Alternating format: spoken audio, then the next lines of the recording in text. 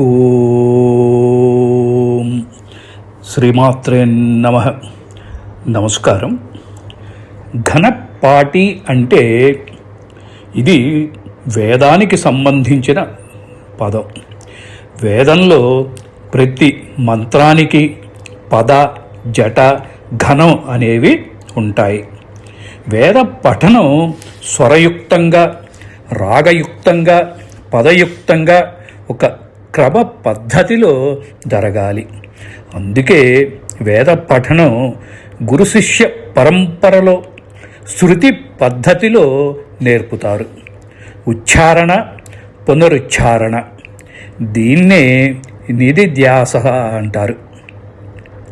మంత్రంలోని ప్రతి అక్షరానికి నిర్దిష్టమైన నాదం ఉంటుంది.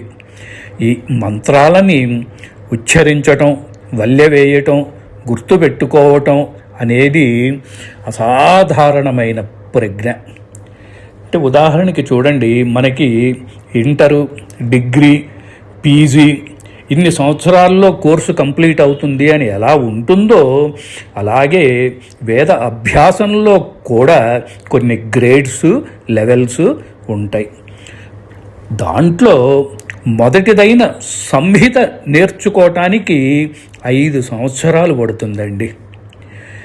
ఈ సంహితలో 10,552 వేద మంత్రాలు నేర్పుతారు. ఏందండి, 10,552 వేద మంత్రాలు ఈ సంహితలో నేర్చుకుంటారు. అంటే ఎంత ధారణ, జ్ఞాపక శక్తి ఉండాలండి. నిద్రలో లేపి అడిగినా కూడా చెప్పేటువంటి కఠోర శిక్షణ ఇస్తారు. ఈ సంహిత వరకు నేర్చుకున్న వాళ్ళని వేద పండితులు అని అంటారు. దీని తర్వాత లెవెల్ పద క్రమ. మీకు ఒక చిన్న ఉదాహరణ చెప్తాను. ఓం శతమానం భవతి శత ఆయుష్ పురుషస్దేవేంద్రియే ప్రతిష్టతి. ఇది సంహిత. దీంట్లో చూడండి, శతమానం భవతి 2 పదాలు, 1, 2. అంటే ఈ 1, 2, 2, 3, 3, 4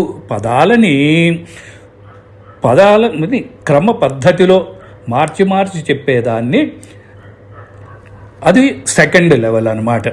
అంటే శతమానం భవతి, భవతి శతమానకం, మానం శతమానం భవతి ఈ విధంగా చెప్పేదాన్ని సెకండ్ లెవెల్ నుంచి నేర్పుతారన్నమాట. ఇది వేద శిక్షణలో సంహిత, క్రమ, జట, మాల, శిఖ, రేఖ, ధ్వజ, దండ, రథ, ఘన అని ఇన్ని లెవెల్స్ ఉంటాయండి.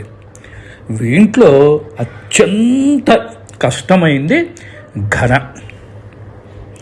ఘన అంటే ఇందాక మనం చెప్పుకున్న ఆ సంహితలో 10,552 మంత్రాలు నేర్పుతారు అని చెప్పాం కదా. ఆ మంత్రాలని వెనక నుంచి ముందుకు చెప్పడం అన్నమాట ఘన అంటే. ఇది చాలా అసాధారణమైన ప్రజ్ఞ అండి. ఈ జట, ఘన నేర్చుకోవటానికి 7 సంవత్సరాలు పడుతుంది. అంటే 5 + 7 12 సంవత్సరాలు. తర్వాత మళ్ళీ ఒక 3-4 సంవత్సరాలు గురువు దగ్గర శిష్యరికం చేయాలి.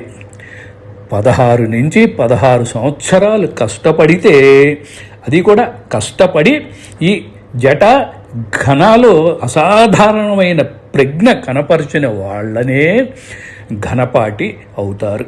వాళ్ళనే ఘనపాటి అంటారు. ఘనపాటి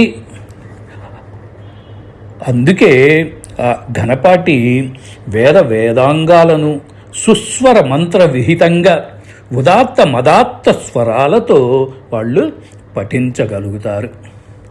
ఏమంటే మనకి పూజారికి, పురోహితుడికే ఆ వాటిల్లో ఉన్న తేడా తెలియదు. ఆ 2 పదాలకి ఉన్న తేడానే తెలియదు. వాళ్ళు చేసే డ్యూటీనే మనకి తెలియదు, దానికి అర్థమే తెలియదు. అటువంటి ఘనపాటిని సో ఒక విధంగా ఘనాపాటి ఒక వర్డ్లో చెప్పాలంటే నడిచొచ్చే కంప్యూటర్ అండి, హ్యూమన్ కంప్యూటర్ అన్నమాట. అటువంటి వాళ్ళని మనం విమర్శించటం భావ్యమేనా అండి? నా ఈ ఉచ్చారణలో కానీ మంత్రంలో కానీ ఏమన్నా దోషాలుంటే పండితులని పెద్దలని మన్నించవలసిందిగా కోరుకుంటూ మరొక కొత్త అంశంతో తదుపరి కార్యక్రమంలో మళ్ళీ మనం కలుసుకుందాం. ఎందుకంటే నాకు ఈ వేదం మీద, వేద పఠనం మీద ఉన్న అభిమానంతో ఈ విషయం తెలియజేస్తున్నాను. ఏమన్నా తప్పులుంటే దయచేసి మన్నించండి. సెలవు. స్వస్తి.